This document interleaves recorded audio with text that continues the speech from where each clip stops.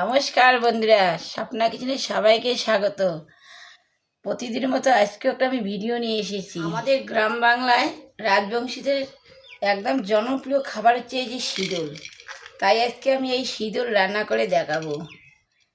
আর আপনারা যারা শীতল রান্না করতে জানেন তাদের তো ভালোই, যারা জানেন না তাদের আজকে এই ভিডিওটা পুরোটা দেখবেন আমি কিভাবে এই শীতল রান্না করি। এখন আমি এই রান্নাটা শুরু করব। তাই এখন আমি উনুনটা আগে ধরিয়ে নিব। উনুনটা আমার ধরিয়ে নিয়েছি, এখন আমি কড়াটা বসে দিয়েছি। বন্ধুরা, এখানে 3টে শীতল আছে। আমি এই 3টে শীতল রান্না করব না, আমি শুধু এই একটা শীতল রান্না করব। আমাদের বাড়িতে বেশি লোক নাই, অল্প লোক, আমি তাই এই ছোট শীতলটা রান্না করব। এই দুইটা রেখে দেবো, এই দুইটা আমি অন্যদিন রান্না করব।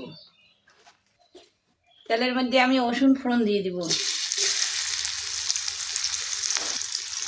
2টো তেজপাতা দিয়ে দিব, একটা শুকনো লঙ্কা আর একটু গোটা জিরা।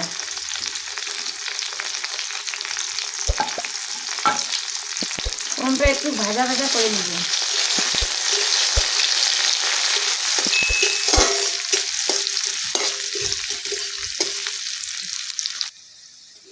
আমার ফোড়নটা ভাজা হয়ে গেছে, এখন আমি এই শীতলটা দিয়ে দেবো। এই শীতলটা একটু জল দিয়ে আমি এইভাবে হাত দিয়ে একটু ভেঙে নিয়েছি।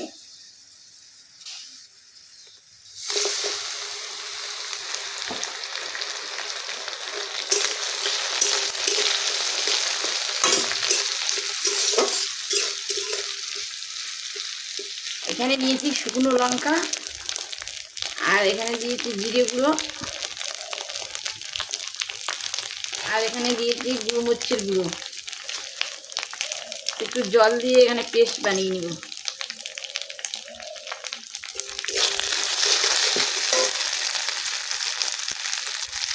আমাদের এখানে শীতলটা ভাজা হয়ে গেছে, এখন এই মশলাটা দিয়ে দিব।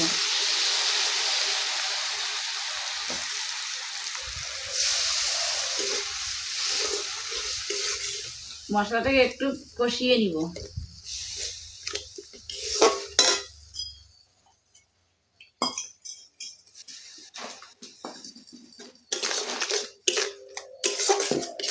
তার মতো লবণ, অল্পটু হলুদের গুঁড়া।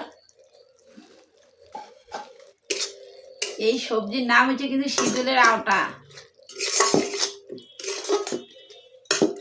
বন্ধুরা, আপনাকে একদিন আমি শীতল কিভাবে বানায় সেটা আমি একদিন দেখাবো। কিভাবে মাছ মারিয়ে শুকাইতে হয়, কিভাবে শীতল বানাইতে হয়, এই ভিডিওটা একদিন আপনাদেরকে দেখিয়ে দেব। এই শীতল মশলা সব কিছু কষানো হয়ে গেছে, উপর দিকে তেল ছড়ে এসেছে।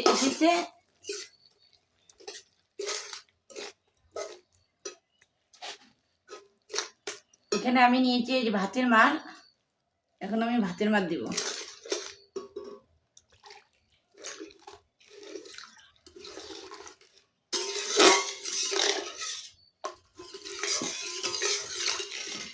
আর অল্পটুকু জল দেব।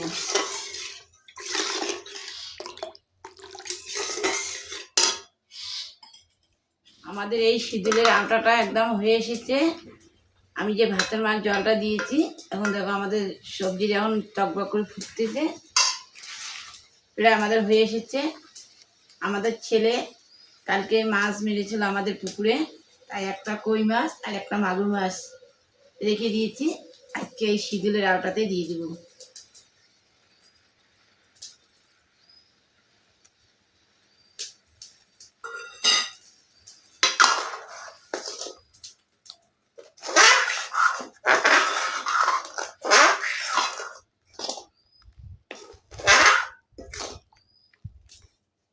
আর অল্পটুকু হয়ে গেলে আমাদের হয়ে যায় শীতলের আওটা। আমাদের এই শীতলের সবজিটা একদম হয়ে এসেছে, এখন আমি নামিয়ে নিব।